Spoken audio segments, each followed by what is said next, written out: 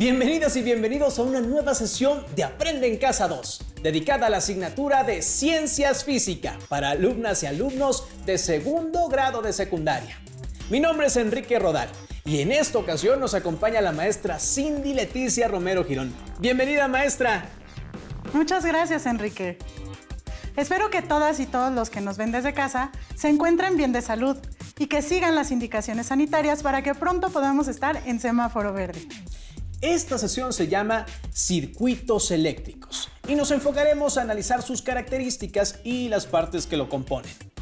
Recuerden tener a la mano su cuaderno y lápiz o bolígrafo para que puedan anotar las ideas principales, así como preguntas y reflexiones que surjan a partir de lo que veamos. No olviden consultar su libro de texto, que les puede ayudar a profundizar en el tema, resolver sus dudas y proporcionarles diversos ejemplos. ¿Comenzamos, maestra? Me parece perfecto. Vamos a iniciar haciéndonos unas preguntas. Alumnas y alumnos que nos ven desde casa, anótelas en su cuaderno y traten de responderlas. Las preguntas son: ¿alguna vez has visto un circuito eléctrico? ¿Qué función piensas que tiene o qué tarea realiza? ¿Cuántos aparatos de su casa piensan que utilizan circuitos eléctricos para funcionar? Vaya, maestra, ahora sí me puso a pensar, pero creo que es importante que antes de preguntar si alguna vez hemos visto un circuito eléctrico, es necesario saber qué es. Por supuesto. De forma simplificada, podemos decir que un circuito eléctrico es una trayectoria cerrada, por la cual fluye la corriente eléctrica. Maestra, ¿con qué unidad medimos la corriente eléctrica? Ya no lo recuerdo. La corriente eléctrica se mide con una unidad llamada ampere y se denota con la letra A mayúscula. Recibió su nombre en honor a André-Marie Ampère, quien fue un físico francés que hizo grandes aportaciones al estudio de los fenómenos electromagnéticos. Imagina que tomamos un material conductor y le hacemos un corte transversal. Cuando fluya la corriente por el conductor, los electrones tendrán que pasar por nuestra sección transversal. Y la cantidad de carga total que pase en un segundo será la magnitud de la corriente eléctrica. Un ampere equivale al paso de 6.24 trillones de electrones en un segundo. Muy bien, entonces regresando a la definición del circuito, si tomo este trozo de cable y lo conecto uniendo sus extremos, ¿ya tengo un circuito eléctrico? No, Enrique. A pesar de que ese trozo de cable está hecho con un metal y tiene electrones libres, al unir sus extremos no pasa nada, los electrones no se mueven. Para que sea un circuito, debe haber algo que mueva las cargas. ¿Y si le conectamos una pila, maestra? Muy bien. Una pila proporciona el impulso que necesitan los electrones para poder fluir por el alambre.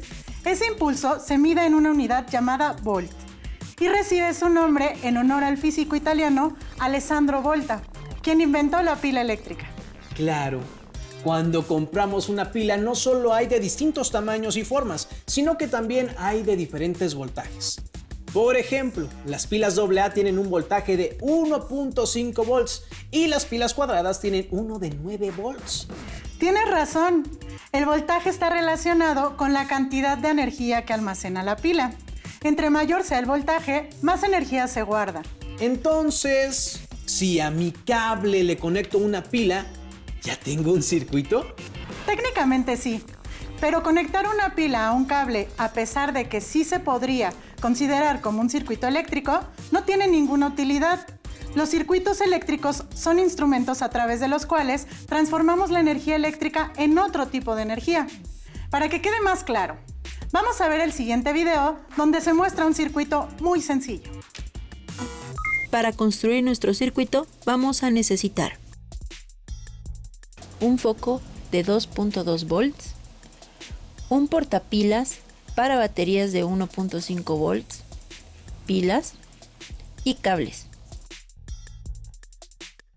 Como observamos, el foco tiene dos puntos que son la terminal positiva y la terminal negativa.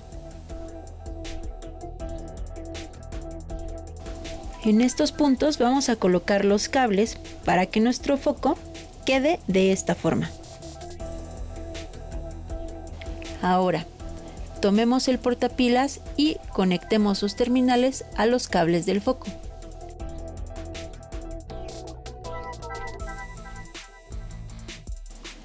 Como sabemos, el foco es un componente eléctrico que convierte la energía eléctrica en luminosa.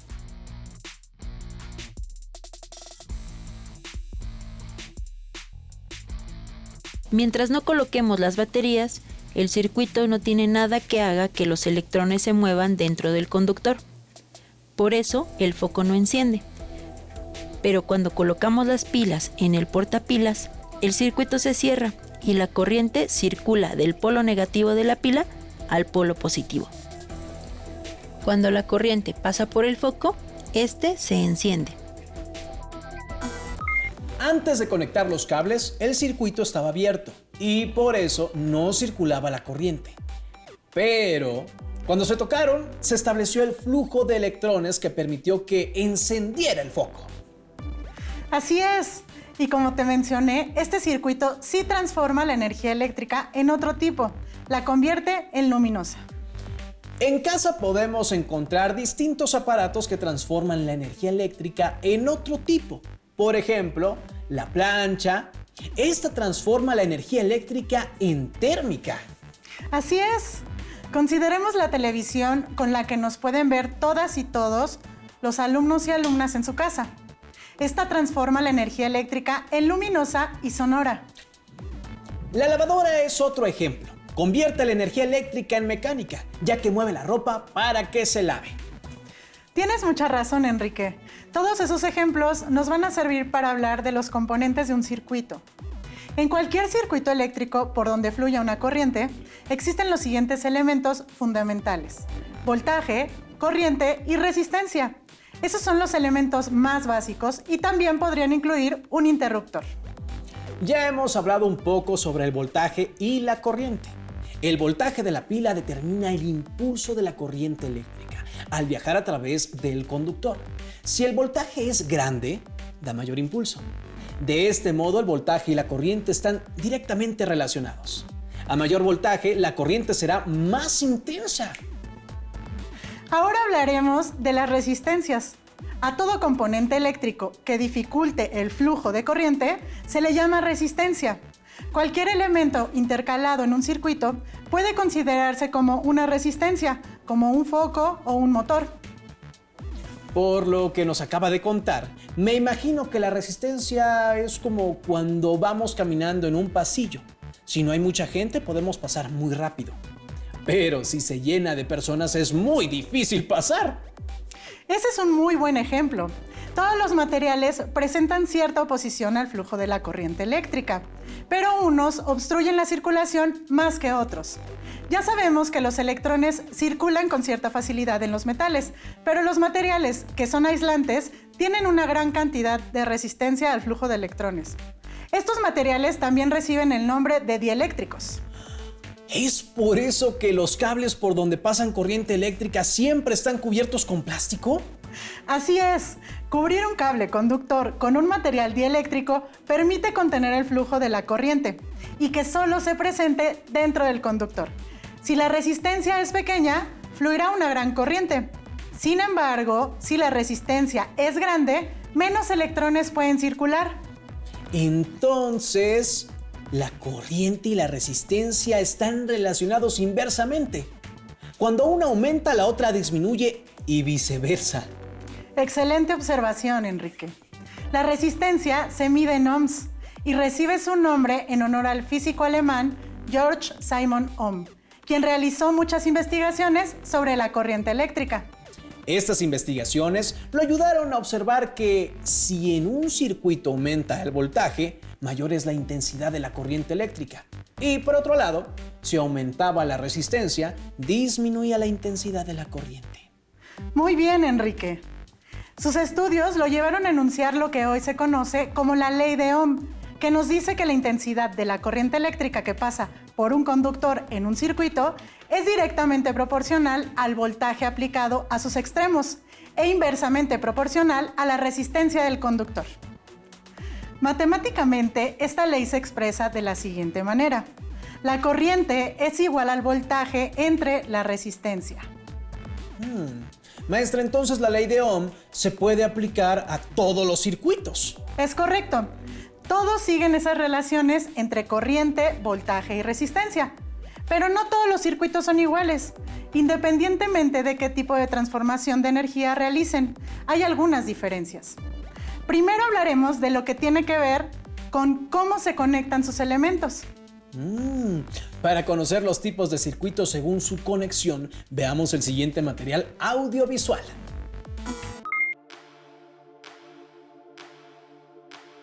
Un circuito está conectado en serie cuando los elementos que lo componen se conectan uno después del otro. Es decir, la terminal positiva del primero se conecta con la negativa del segundo y la positiva del segundo con la negativa del tercero, y así sucesivamente. Aquí la corriente circulará recorriendo todos los elementos. Para observar este tipo de circuitos vamos a utilizar una placa de pruebas que es muy común en la elaboración de prototipos de electrónica. La placa de pruebas es un tablero con orificios que se encuentran conectados eléctricamente entre sí de manera interna, habitualmente siguiendo patrones de líneas. Todos los orificios que se encuentran en estas líneas externas están conectados entre sí de este modo, mientras que en la parte interna las líneas se conectan de esta forma. Podemos ver que ya se encuentra conectado un componente. Este es un resistor. Se utilizan para limitar el valor de la corriente o para fijar la magnitud del voltaje. En nuestro caso, lo utilizaremos para limitar el valor de la corriente que fluye por el circuito. En lugar de focos, utilizaremos LEDs, que actualmente son muy comunes. Para que el LED encienda, el pin más largo debe ir al polo positivo de la fuente de energía, mientras que el más corto va al negativo. Para alimentar nuestro circuito, utilizaremos una pila de 9 volts conectada a un portapilas. Para conectar los LEDs en serie, primero colocamos el pin más largo del primer LED en la línea donde llega el resistor.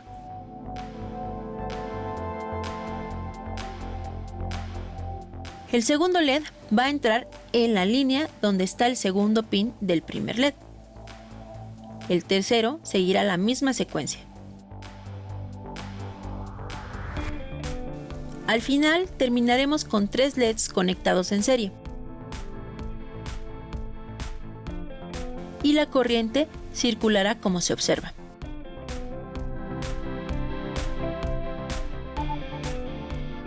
Si conectamos la batería, los 3 LEDs encienden.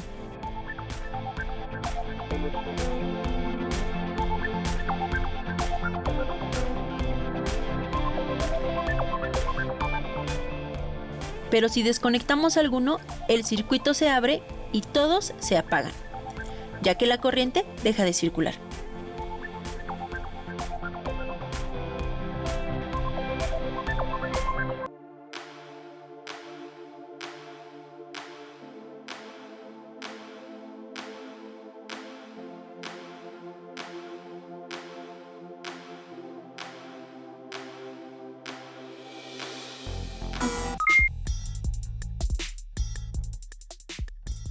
Cuando un circuito está conectado en paralelo, sus elementos son independientes. Sus terminales se unen en 2 extremos comunes, llamados bornes, que a su vez se conectan a la fuente de energía o voltaje. En esta conexión, la corriente eléctrica se divide en cada uno de los ramales o derivaciones del circuito. Esto permite que la corriente siga circulando aun cuando un componente se desconecte. Ahora, conectaremos los LEDs en paralelo.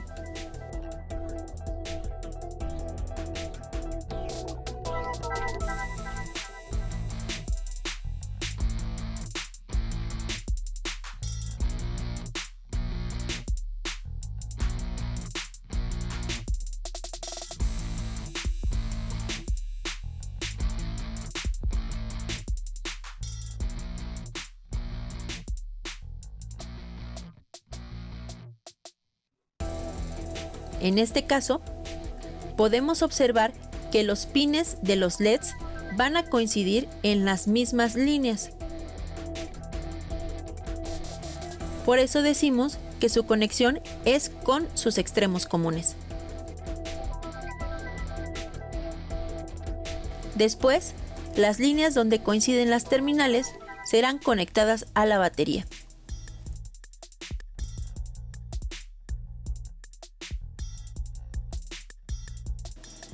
Podemos ver cómo los LEDs se encienden, y si quitamos uno, los dos restantes siguen encendidos.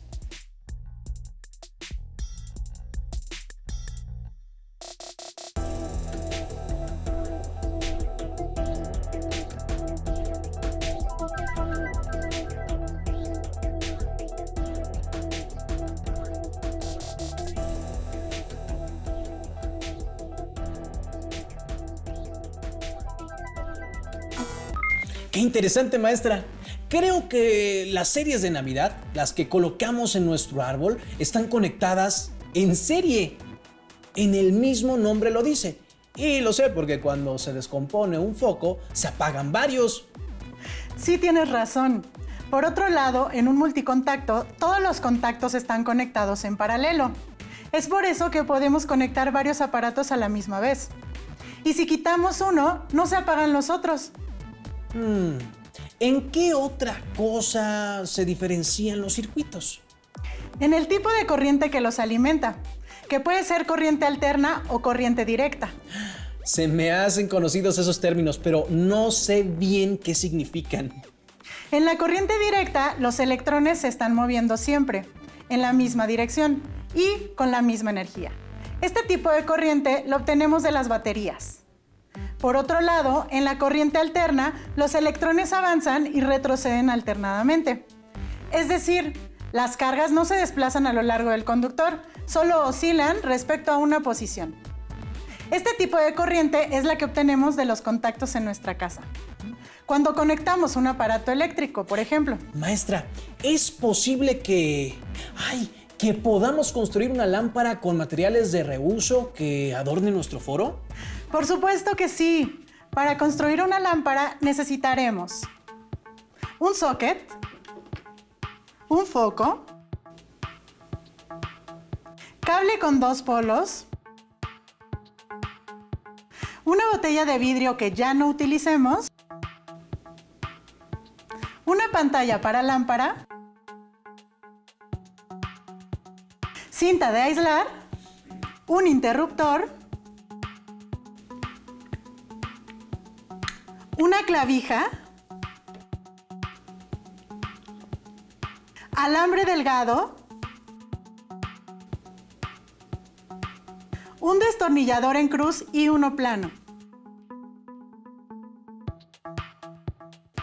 Ya tenemos todo listo, maestra. Nuestra lámpara va a utilizar corriente alterna porque la vamos a enchufar al contacto de pared. Entonces, el voltaje lo va a recibir de aquí. Enrique, ¿sabes cuánto es el voltaje que nos entregan las tomas de corriente de nuestra casa? Bueno, si las compañías de luz nos entregan un voltaje de 127 volts, es mucho si lo comparamos con los que nos entrega una batería. Tienes razón, pero debemos considerar que los aparatos que utilizamos en casa necesitan más energía eléctrica que la que nos da una batería, además de que utilizamos varios a la vez. Entonces, regresando a la lámpara, lo primero que vamos a hacer es construir el circuito para que pueda pasar la corriente eléctrica. Usaremos un enchufe, el cable conductor, interruptor y foco. Enrique, te voy a decir lo que hay que hacer y tú lo vas realizando. Muy bien, maestra, manos a la obra. Primero, vamos a desarmar el enchufe. Notarán que tiene 2 tornillos. Vamos a tomar el cable y separar los polos. Luego, debemos remover el recubrimiento aislante de ambos polos. Debemos remover aproximadamente 3 centímetros del aislante. Ya desarmé el enchufe, maestra. ¿Ahora qué debemos hacer? En los 2 tornillos que tiene el enchufe, debemos enroscar firmemente un extremo de cada polo del cable. Primero un lado y luego el otro. Bueno, ¿qué creen? Ya lo tenía armado. Debemos tener mucho cuidado de que las partes expuestas de los cables no se toquen entre sí. Para asegurarnos, podemos colocar cinta de aislar si creemos que es necesario. Ahora sí, maestra, con este enchufe vamos a proveer de voltaje a nuestra lámpara. ¿Qué sigue? Vamos a agregar el interruptor. Primero hay que desarmarlo y de forma análoga a como lo hicimos con el enchufe, primero colocamos una punta de un lado y la otra punta del otro lado. De nuevo, es muy importante que no se toquen los cables. Déjeme nada más. Lo aprieto.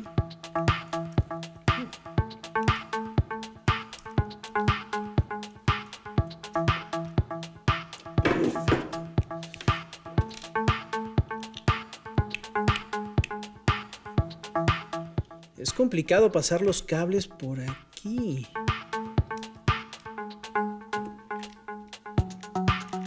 Ahora sí, con esto vamos a poder abrir y cerrar el circuito para que pase la corriente o interrumpamos su camino sin tener que desconectarla del contacto. Lo siguiente es conectar nuestros cables con el socket que recibirá el foco. De igual forma que en los pasos anteriores, debemos remover unos 3 centímetros de aislante del cable, desarmar el socket y ajustar el alambre en los tornillos, cuidando que los cables no se toquen. Así se ve por dentro. Te quedó bastante bien. Ahora hay que construir la base de la lámpara. Con el alambre delgado vamos a moldear una base para que sostenga el foco y el socket. Debemos tener cuidado para que este alambre no toque ninguna parte metálica del socket, ya que podríamos generar un cortocircuito. Si no estamos seguros, podemos recubrir el alambre con cinta de aislar.